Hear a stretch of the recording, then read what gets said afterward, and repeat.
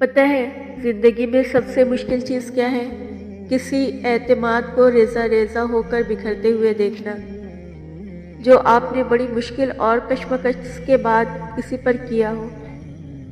مصر کی اس عورت سے غلطی ہوئی تھی، ایک جرم سرد ہوا تھا مگر اللہ نے اس کا پردہ رکھ لیا۔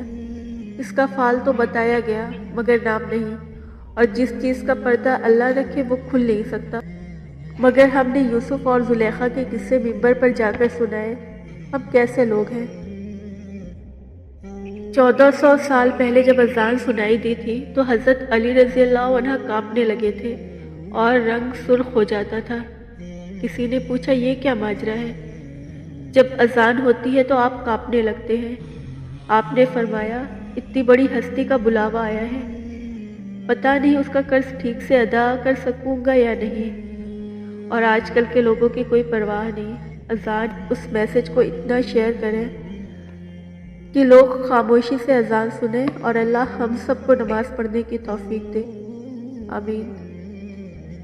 یہ بچہ نہیں جانتا کہ یہ مجسمہ ہے، اور نہ ہی یہ جانتا ہے کہ اس کا کتنا وزن ہے، لیکن اس نے صرف یہ دیکھا ہے کہ اسے مدد کی ضرورت ہے۔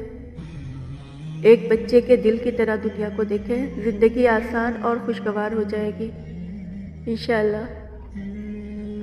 تم جو جی رہے ہو وہ سمجھوتے ہوتے ہیں۔ جو شخص برسوں تک زندگی اسکپ کرنا سیکھتا ہے تو اگر منزل پر پہنچ بھی گئے تو زندگی نہیں جی سکتا، کیونکہ سیکھا ہی اسکپ کرنا ہے آپ نے۔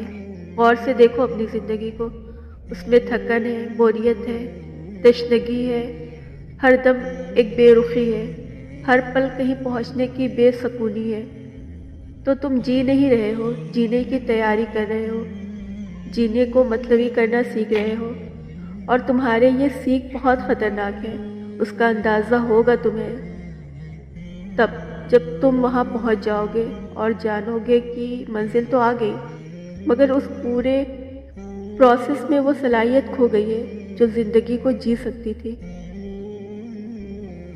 رزق حلال کمایا جائے تو کبھی کبھی تسبیح پھیرنے کی بھی ضرورت نہیں رہتی۔ ہاتھ اور قلب کا بڑا گہرا جوڑ ہے۔ ہاتھ کام میں رہے تو دل آپ ہی آپ اس جل جلالہ کا نام جپنے لگتا ہے۔ اگر کوئی تم کو کچھ رقم تحفے کے طور پر دے تو اصل میں تمہیں وہ اپنی امانت دے رہا ہے۔ وہ وقت جس میں لگ کر لپٹ کر رقم بنائی، وقت ہی تو زندگی ہے۔ جب کوئی کسی کو قتل کرتا ہے تو اس سے اس کا وقت ہی تو چھینتا ہے، اور تو کچھ نہیں لیتا۔ سال اور مہینے اور گھڑیاں چھین لیتا ہے جو اس نے بسر کرنے تھے۔ وہ وقت لوٹ گھسوٹ لیتا ہے قاتل، اور تو کچھ نہیں۔ کوئی وقت دے تو جانو کہ اس نے تم پر اپنی جان نچھاور کر دی۔ تم ترقی یافتہ ملکوں کی مثال چھوڑو مومنا، وہ اپنے مسائل اور طرح حل کرنے کی کوشش کر رہے ہیں، لیکن ہمیں مسائل حل کرنے کا ایک اور گر عطا ہوا ہے۔ ہر بستی کو اپنا علم ہے کہ وہ سیلاب کے آگے کیسے بند باندھے گی۔ دوسروں کی مٹی سے اگر گھر کا سیلاب روکا نہیں جا سکتا۔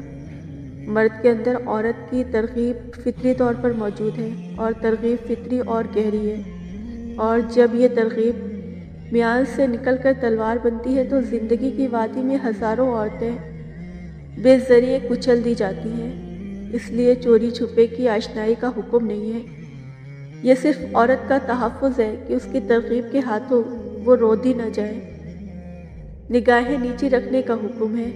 عورت کی حفاظت کے لیے حیا سے، پردے سے خدا کو کوئی فائدہ نہیں پہنچتا۔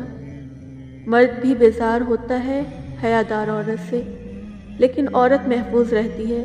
وہ قدم قدم پر مرد کے اندر چھپی ہوئی ازلی ترغیب سے بچی رہتی ہے۔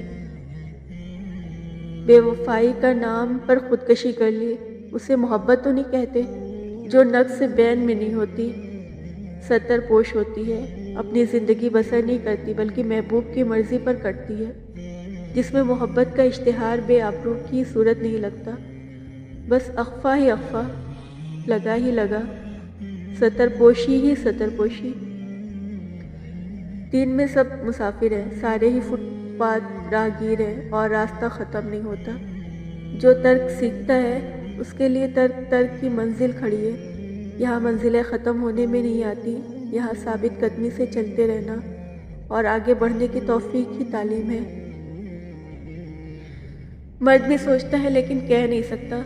वो भी औरत को ज़िंदगी के मुकम्मल 5 साल दे नहीं सकता और दावा करता है कि मैं तेरी खातिर कमा रहा हूँ। और माँ भी औलाद के लिए यही दावा करती है, लेकिन जिस वादे की तौफीक ना हो उसका ऐलान नहीं करना चाहिए, वरना आदमी मुशक्क़त में पड़ जाता है। मुशक्क़त हर रिश्ते का ज़हर है। जहाँ मुशक्क़त है वहाँ मोहब्बत नहीं हो सकती।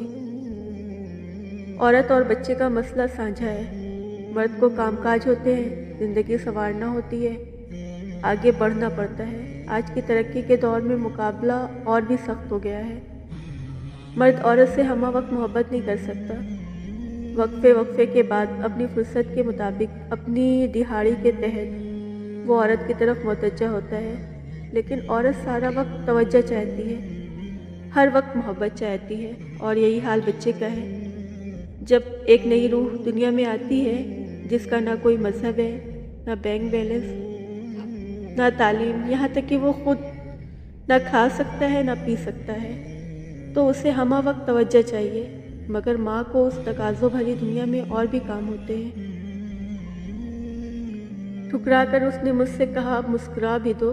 मैं हंस दी। आखिर सवाल उसकी खुशी का था। ज़िंदगी का मकसद ज़िम्मेदारी है और सबसे बड़ी ज़िम्मेदारी अल्लाह के हाथ में हाथ देना है। बना बनाया और गढ़ा गढ़ाया मकसद, हयात उसी के मुताबिक ज़िंदगी बसर करते हैं। इंसान ज़्यादातर जानवर की सतह अपने लिए कबूल कर लेता है और वैसे ही ज़िंदगी बसर करता है। रच खाने की मस्तियाँ दौलत की ज़्यादती पाकर शुक्रगुजारी के फ़न से नाशना हो जाता है। औरत मर्द को कहीं सुख से पनपने नहीं देती और बच्चा औरत की राह रोकता है। यूँ मर्द औरत दोनों मारे जाते हैं। वे ऑफ लाइफ कुत्ते की जंजीर है। जब आप उसे गले में डाल लेते हैं तो फिर उसके साथ साथ ही चलना पड़ता है।